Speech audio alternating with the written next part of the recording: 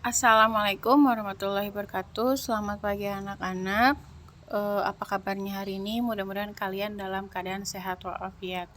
Amin. Nah, baik anak-anak, hari ini hari Selasa kita BDR ya.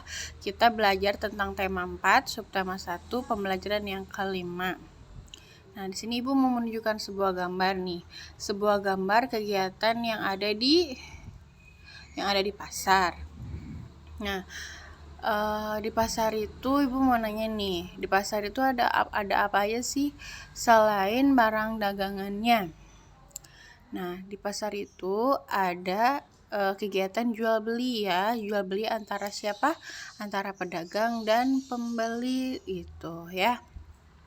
Nah, kegiatan jual beli di pasar ini adalah termasuk kegiatan ekonomi. Kegiatan ekonomi itu apa sih Ibu? Kegiatan ekonomi itu adalah semua kegiatan yang dilakukan oleh manusia untuk memenuhi kebutuhannya. Jadi kan kita jual beli itu berarti kan saling menguntungkan ya. Kita sebagai pembeli membutuhkan barang yang dibutuhkan buat kehidupan sehari-hari kita. Nah, sebagai penjual juga membutuhkan uang untuk menyambung hidupnya juga ya, jadi kita saling membutuhkan gitu ya. Nah, ternyata jenis-jenis kegiatan ekonomi itu dibagi menjadi 3 ya. Yang pertama itu produksi, yang kedua itu distribusi, dan yang ketiga itu konsumen ya. Yang produksi itu apa sih Bu? Produksi itu adalah kegiatan untuk menghasilkan barang atau jasa untuk memenuhi kebutuhan. Maksudnya apa? Jadi menghasilkan barang itu seperti ini ya, contohnya nih, ada pabrik roti.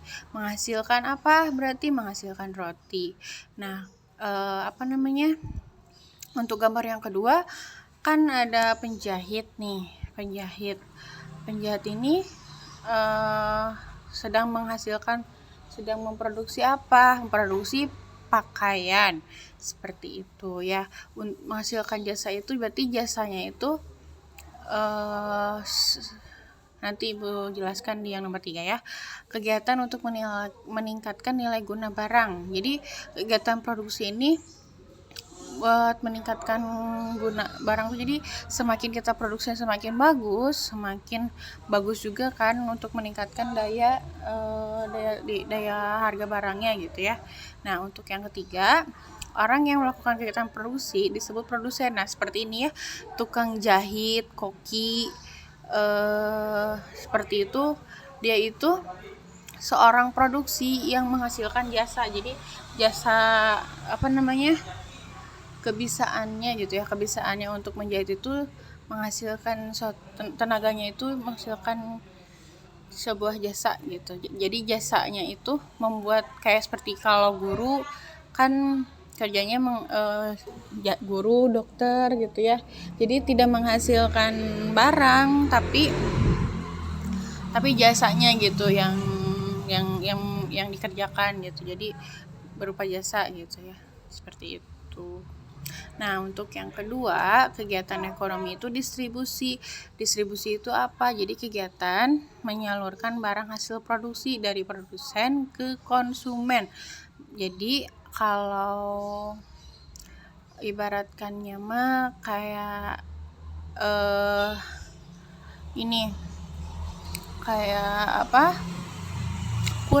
pekerjaan kurir ya, seperti pekerjaan kurir.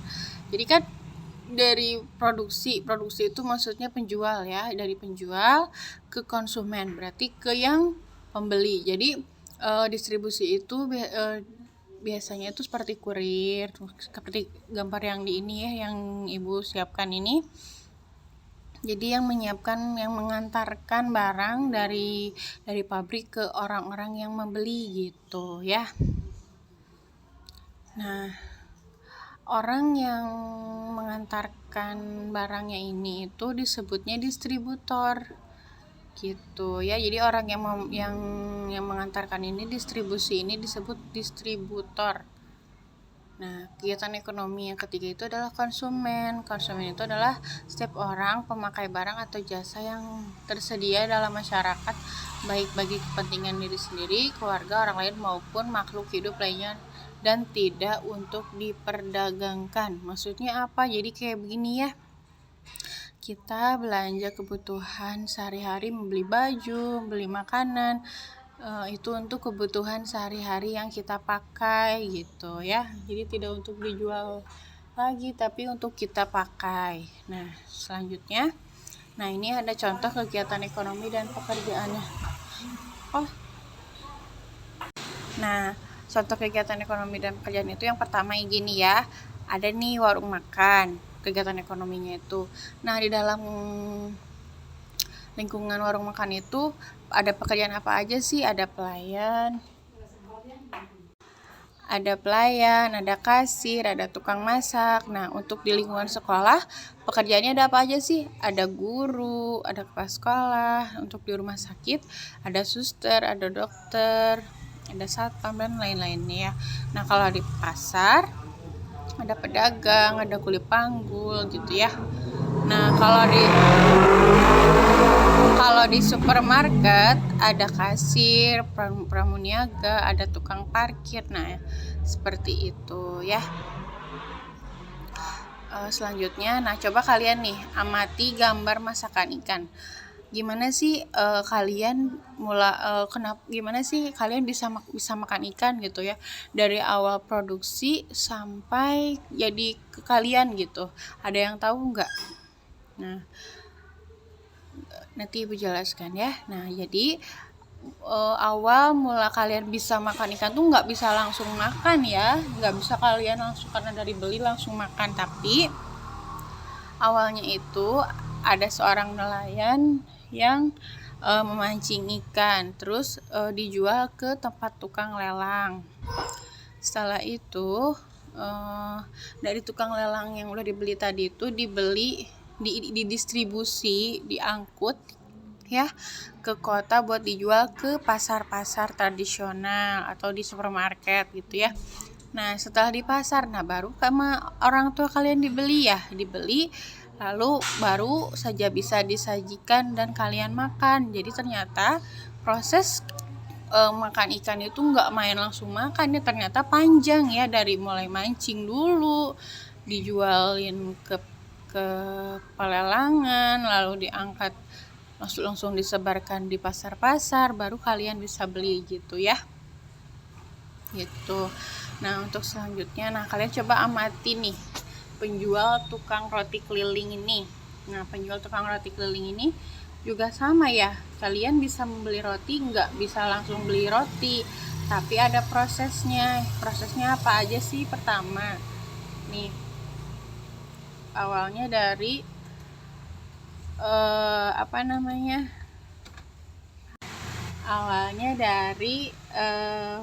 produsen atau dari pabrik ya, dari pabrik rotinya. Nah, setelah dari pabrik roti dibuat langsung bisa dijualkan. Setelah dijual, kalian bisa membeli dan memakannya gitu ya.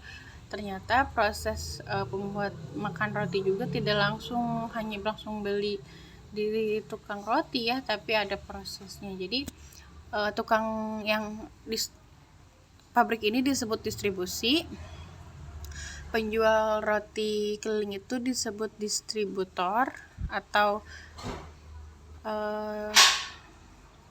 distributor. Nah, kalian sebagai konsumen gitu ya. Nah, sekarang lanjut ya.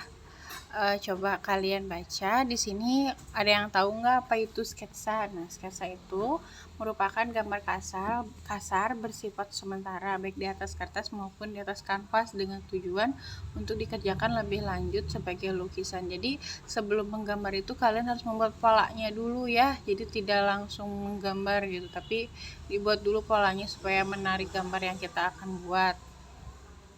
Mengapa kita perlu sketsa? Karena untuk memberikan tema, jadi meminimalisir kesalahan, mempertajam pengamatan, meningkatkan kemampuan mengkoordinasi pengamatan, melatih keterampilan tangan. Jadi menggambar itu jangan langsung tebal gitu ya, tapi harus dibuat dulu polanya supaya bisa nanti pas pada saat kalian ditebalkan itu jadi rapi gitu ya.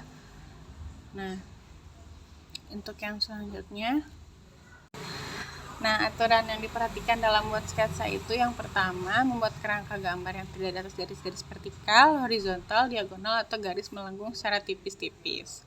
Yang kedua, menggambar garis sekundernya. Yang ketiga, menebalkan garis sketsa yang sudah memiliki ketebalan sesuai dengan karakter jenis garis yang diinginkan gitu ya. Jadi membuat sketsa itu dirancang dulu ya, jadi tidak langsung membuat langsung gitu. Nah, seperti ini ya. Jadi awalnya kalian tuh membuat polanya dulu, setelah itu ditebalkan, lalu langsung diberi warna seperti itu ya. Nah, anak-anak, cukup sekian penjelasan dari Ibu. Mohon maaf kalau masih banyak yang kekurangannya. Nanti kalau misalkan ada yang mau ditanyakan, tanyakan langsung di WhatsApp, langsung personal chat ya. Nah, untuk tugasnya nanti Ibu share di grup. Nah, cukup sekian. Terima kasih. Wassalamualaikum warahmatullahi wabarakatuh.